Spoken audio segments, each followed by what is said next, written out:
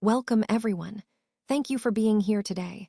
I'm excited to kick off our presentation with the title, PowerPoint Presentation on Our Numbers. In this session, we'll explore some key data and insights that highlight our progress and achievements. So let's get started and see what the numbers reveal. Let's take a look at the contents of today's lesson. We'll start with knowing our numbers, where we'll explore the basics of understanding numbers and their significance. Then, we'll move on to comparison of numbers, which helps us see how numbers relate to each other in size. Next, numeral form of numbers will show us how numbers are written and represented. Following that, we'll cover estimation, a handy skill for making quick, reasonable guesses about numbers. Afterward, we'll focus on the place value chart, which is essential for understanding the position and value of each digit in a number. Then, we'll look at solved examples to see how these concepts are applied in practice. We'll also discuss expanded form, which breaks down numbers into their individual place values to give us a clearer picture. Lastly, we'll review Roman numerals, an ancient system of numbering that still has interesting applications today. Throughout this presentation, you'll see how all these topics connect to help you become more confident and accurate with numbers. Today, we're going to talk about the importance of knowing our numbers. Understanding our numbers helps us in many ways, especially when we need to count objects that are in large numbers. It allows us to represent what we count using numerals, which makes it easier to understand and communicate. Numbers help us to share ideas clearly, especially when we use the right number names. They also help us to count physical objects, like toys or fruits, in a concrete way. Another key point is that numbers help us compare collections, so we can say which group is bigger or smaller. And once we know that, we can arrange groups in order, from smallest to biggest, or vice versa.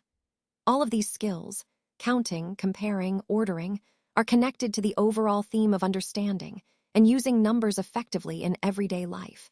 So, mastering our numbers is a fundamental step in becoming confident and capable in math.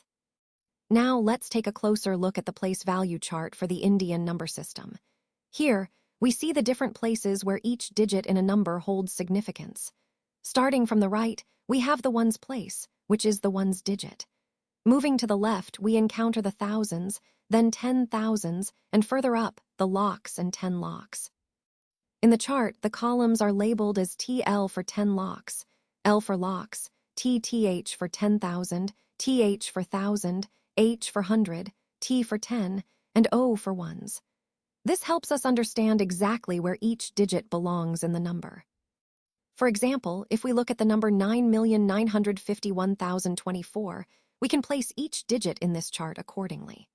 The 9 is in the 10 lakhs place, the 9 again in the lakhs, the 5 in the 10,000s, the 1 in the thousands, 0 in hundreds, 2 in tens, and 4 in ones. This chart is a useful visual tool because it helps us clearly see the value of each digit based on its position. And understanding this is fundamental to reading, writing, and analyzing large numbers accurately in the Indian system. It also ties into our overall theme of mastering number concepts, which is essential for effective math learning. Let's take a closer look at this place value chart. It helps us understand how each digit in a number has a specific value depending on its position. Starting from the left, we see the highest place value, which is the 10 million place.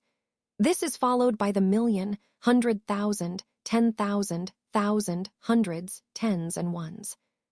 The chart shows how each of these places is labeled, both in terms of the place name and its abbreviation.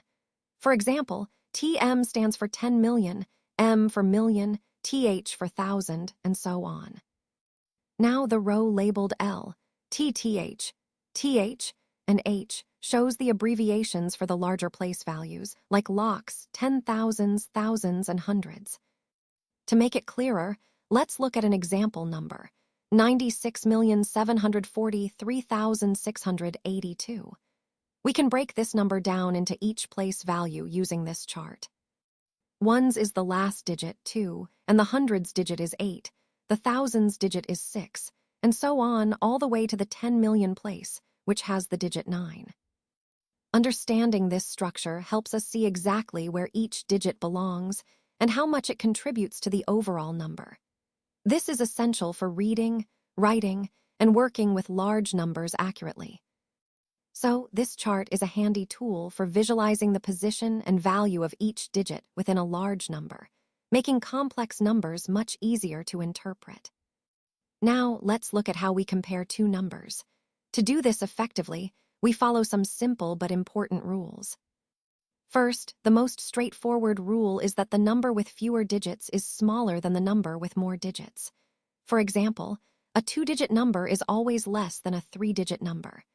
This makes sense because adding digits generally increases the value of a number. Next, when the numbers have the same number of digits, we need to compare them more carefully. Here's how we do it. Step 1 is to look at the digit in the leftmost position, or the most significant digit, in both numbers. We compare these digits first because they have the greatest impact on the number's value.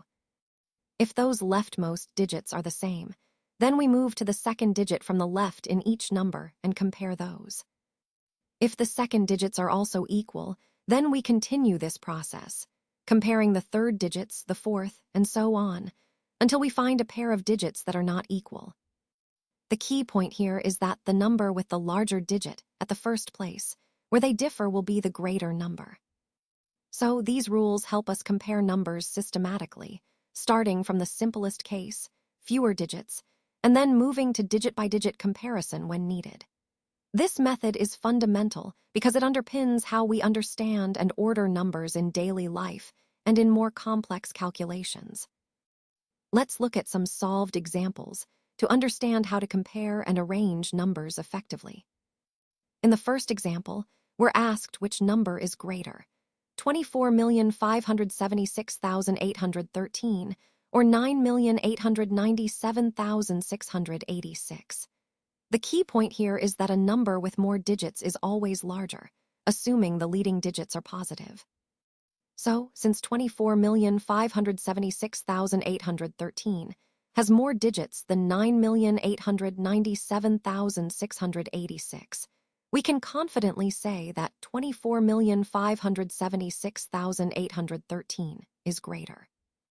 Moving to the second example, which compares 1,003,467 and 987,965. Here, the rule is that a number with fewer digits is smaller. Since 987,965 has fewer digits than 1,003,467, it is the smaller number. Next, we have an arrangement task. We need to arrange 3,763,214, 18,340,217, 984,671, and 3,790,423 in ascending order. To do this, we compare their sizes. Starting from the smallest, 984,671 is the smallest. Then, 3,763,214 is next, followed by 3,790,423, and finally 18,340,217, which is the largest. So, the correct ascending order is 984,671, 3,763,214, 3,790,423, 18,340,217. In the last example, we're asked to arrange 63,872,604, 4,965,328, 63,890,503, and 5,023,145 in descending order. Here, we compare which numbers are larger. 63,890,503 is the largest, then 63,872,604, followed by 5,023,145, and finally 4,965,328. So, the order from largest to smallest is 63,890,503, 63,872,604, 5,023,145, 4,965,328. The most important concept to remember is how to compare numbers based on their digits, and to use that to arrange them in order. Recognizing whether a number is larger or smaller often comes down to comparing digit lengths first, then the digits themselves. This understanding is fundamental in mastering number comparison and arrangement, which is a key part of the overall theme of understanding numbers better. Let's talk about the numeral form of numbers. A numeral is simply a symbol or a name that stands for a number. For example, the numbers 3, 49, or the word 12 are all numerals. The key idea here is that a number itself is an idea or a concept, and the numeral is how we actually write it down. Now, when we write a number in its numeral form, each digit has a specific place value based on its position. This is what makes the numeral form so useful. They show us exactly how the number is structured. For example, if we take the number 7,364, we can write it as a standard numeral, which is 7,364. We can also break it down into expanded form to see how each digit contributes to the total. Next, let's talk about digits. A digit is a single symbol used to make up numerals. We use 10 digits in everyday numerals: 0, 1, 2, 3, 4, 5, 6, 7, 8, and 9. For example, the numeral 153 is made up of 3 digits: 1, 5, and 3. Similarly, the number 46 has 2 digits, 4 and 6. And if we look at the numeral 9, that's just a single digit. So sometimes, a single digit can also be a whole numeral on its own. Understanding these concepts helps us see how numbers are written and interpreted, which is fundamental to mastering place value and number representation in math. When we write the number 521, what we're really doing is breaking it down into its parts. It means we have 500 plus 20 plus 1. This way of writing helps us see the value of each digit based on its position. When we expand a number like this, we're showing the value of each digit separately, and that's called expanded form. It's a helpful way to understand how numbers are built and to make math easier when we're adding or subtracting. So, in essence, expanded form is a tool that helps us see the full story behind each number, connecting to our overall goal of understanding place value and how numbers work together. When we talk about expanding brackets, the key idea is that if we have a number or a single algebraic term multiplying a set of terms inside brackets, we need to multiply that outside term by each term inside the brackets. So, all the terms inside the brackets are affected equally. For example, if we see 3 times x plus 2, we don't just multiply 3 by the first term, x, but we also multiply 3 by the second term, which is 2. This way, it becomes 3 times x, giving us 3x, and 3 times 2, giving us 6. This concept is fundamental because it helps us expand more complex expressions by applying the same multiplication across all terms inside brackets. It's a straightforward process, but very powerful in simplifying algebraic expressions. Remember, the outside number or term must multiply every single term inside the brackets to get the correct expanded form. Now, let's talk about how to estimate by rounding a number to the nearest 10.